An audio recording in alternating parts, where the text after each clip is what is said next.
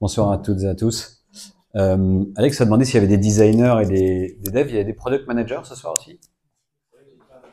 Ah, quand même. Eh oui.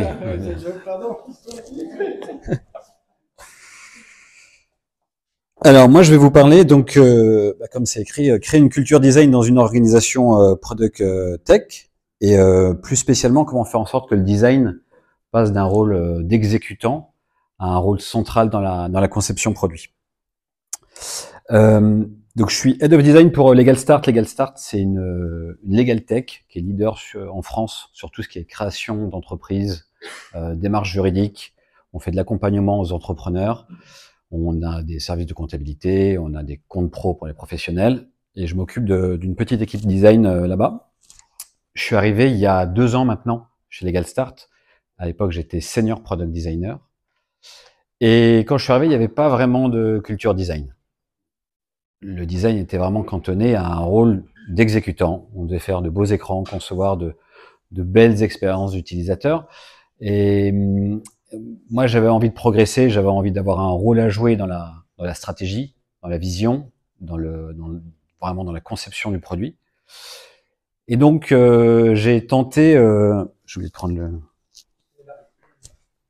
j'ai tenté de mettre des choses en place.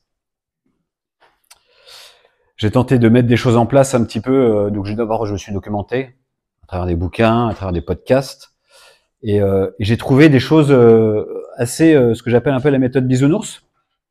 Donc des choses assez classiques, identifier les besoins, les opportunités, éduquer, évangéliser le design, organiser des workshops, expliquer ce qu'est le design thinking, ce genre de choses, créer des rituels, construire des ponts entre les départements, fédérer un peu entre les product managers, les développeurs et le design, mettre en place des outils adaptés, design system, peut-être que ça vous parle, des étapes de validation design.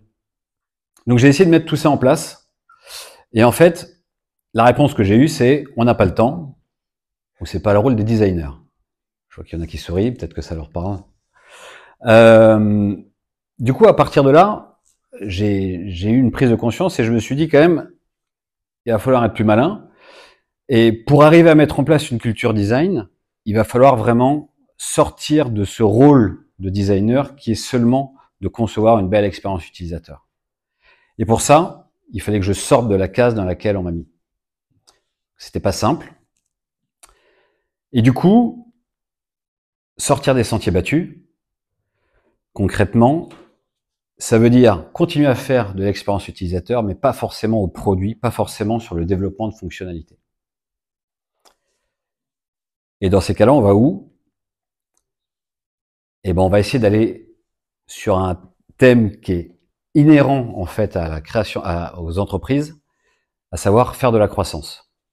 On va aller avoir de l'impact sur comment améliorer la conversion, améliorer la croissance de l'entreprise. Et pour ça, il y a un service qui est génial, c'est le marketing.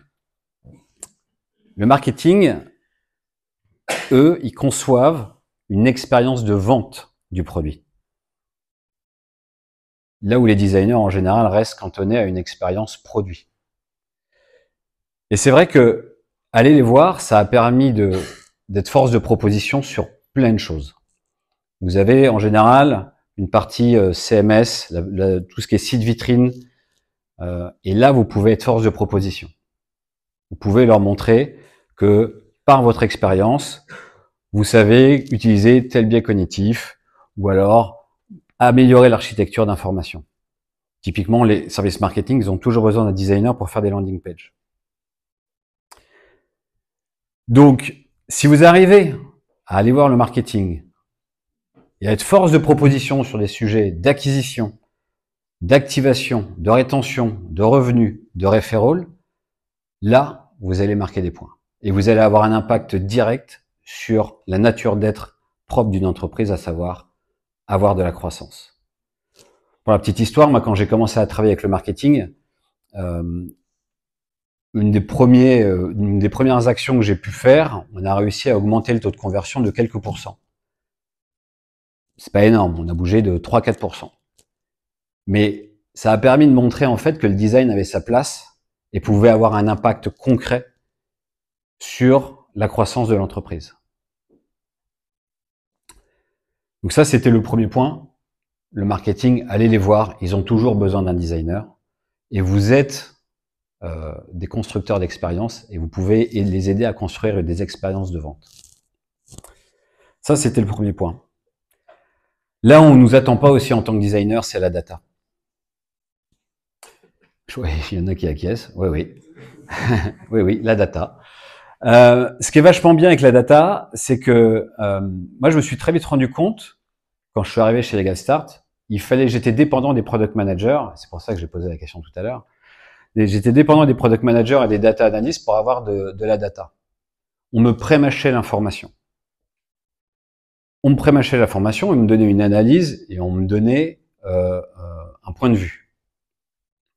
Et très vite, je me suis dit, en fait, ce qui me gêne, c'est que j'ai envie d'aller à la source, chercher les informations, me faire mes propres opinions avec des données factuelles. Donc le but du jeu, c'est pas de devenir data analyst, c'est absolument pas votre rôle. Et puis franchement, c'est vraiment chiant. Non, mais enfin, moi, je suis en admiration devant les data analysts, hein, vraiment. S'il y en a ce soir, bravo. Mais le but du jeu, c'est juste de savoir lire en fait une donnée, aller la chercher, savoir la lire et en tirer des enseignements, en tirer des hypothèses, en tirer des conclusions.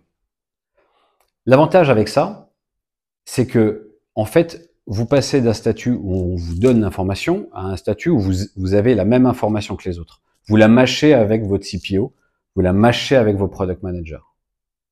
Et du coup, vous pouvez remonter d'un cran dans tout ce qui est conception, idéation. Donc, je vous invite franchement à pas besoin de faire une grande formation, hein, mais à maîtriser un petit peu les outils, les Mixpanel, les amplitudes, il y en a plein. Et vous verrez que ça va énormément vous aider parce que vous arrivez avec des insights concrets et factuels. Vous allez pouvoir vraiment challenger les gens. Vous allez pouvoir challenger l'analyse que d'autres ont fait. Et en plus, vous allez pouvoir la recouper avec des insight users que vous allez avoir dans vos entretiens, dans vos research. Donc vraiment, n'hésitez pas à mettre un peu le nez dans la data. Et enfin, mettez le pied dans la porte. Et passez par la fenêtre s'il est nécessaire. Moi, je me suis rendu compte d'une chose, c'est que pour avoir un rôle central dans la conception produit, il fallait vraiment être proactif. Moi, j'allais voir les agendas des PM et du CPO, et je regardais les réunions qu'ils allaient faire. Et si j'avais mon mot à dire sur cette réunion, si j'avais des choses à partager, des insights, j'allais les voir, je leur demandais de m'inviter. Des fois même, je leur demandais pas, je m'invitais. Mais c'est vraiment, il faut vraiment pas hésiter à le faire, quoi. Faut vraiment pas avoir peur de ça. La présentation de fonctionnalités aussi, si vous avez bossé sur des fonctionnalités, faites-les. Ne demandez pas, enfin demandez à votre CPO de les faire. Il faut vraiment que vous incarniez en tant que designer cette idée d'être le design et d'être force de proposition et d'être dans la conception du produit aussi et dans l'itération et pas seulement un simple exécutant.